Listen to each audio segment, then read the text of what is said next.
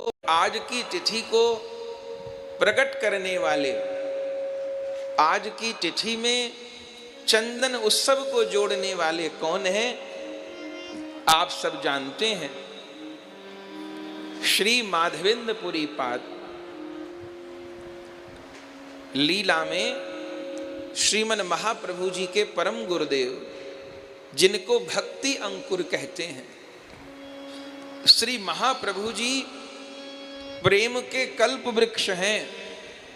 लेकिन उस कल्प वृक्ष का बीज कौन है?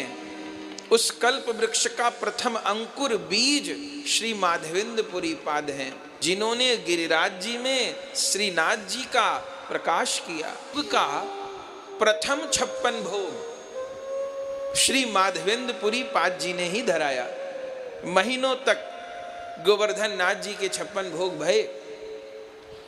फिर ठाकुर जी ने माधवेंद्रपुरी पाद को कहा, माधवेंद्रपुरी जी, मेरे शरीर में बहुत ताप हो रहा है, तो आप चंदन लाइए, चंदन में केसर कपूर घिस के मेरे शरीर पर लेप करिए, मेरे शरीर का ताप दूर हो। ये कौन प्रभु कह रहे हैं? जिन्होंने ब्रज में अग्नि का पान किया, तब उनको ताप नहीं लगा। भागवत जी में सुनते हैं ना, राक्षस ही दावानल के रूप में ब्रज में आ गया, पूरे ब्रज में चारों ओर आग लग गई, ब्रजवासी घिर गए। तब सबने श्री कृष्ण को पुकारा, बलिहार प्रभु की करुणा की। जैसे कोई शरबत पिए, जल पिए, ऐसे ओक लगा के भगवान अग्नि पी गए। न तो रोम जले प्रभु के, न होठ जले, न ताप हुआ। तब तो अग्नि पी गए, कुछ नहीं हुआ। और अब प्रभु का कहना है कि मैं धरती के नीचे दबा था, मिट्टी में दबा था, मेरे शरीर में ताप हो रहा है। माधवेंद्रपुरी चंदन लगाओ। तो क्या रहस्य है? वास्तव में प्रभु को सामान्य ताप नहीं हो रहा, प्रभु को भक्त की सेवा ग्रहण करने के लिए ताप हो रहा है। तो क्या रहस्य है?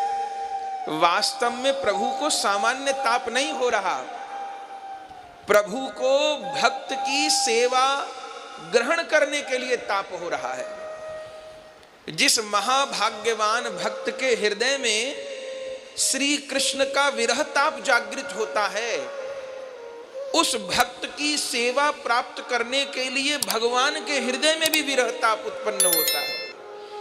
जिस भक्त के हृदय में गोविंद का विरह ताप उत्पन्न होता है, तो गोविंद भी उस भक्त की सेवा प्राप्त करने के लिए व्याकुल हो जाते हैं। अब उन्हें और किसी के हाथ का चंदन नहीं चाहिए, उन्हें माधवेंद्रपुरी पाद के हाथ का चंदन चाहिए, वही लगाएं। अब ताप नहीं बुझेगा उनका। बलिहार और वे माधवेंद्रपुरी पाद, जिनके नाम पर गिरिराज जी में जतिपुरा है।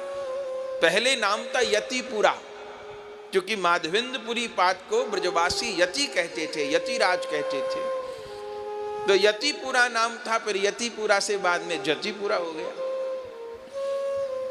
तो जो माधवेंद्रपुरी पाद कभी ब्रजवास न छोड़ने का संकल्प कर चुके थे, अब यहीं गिरिराज जी में रह के प्रभु की सेवा करनी है।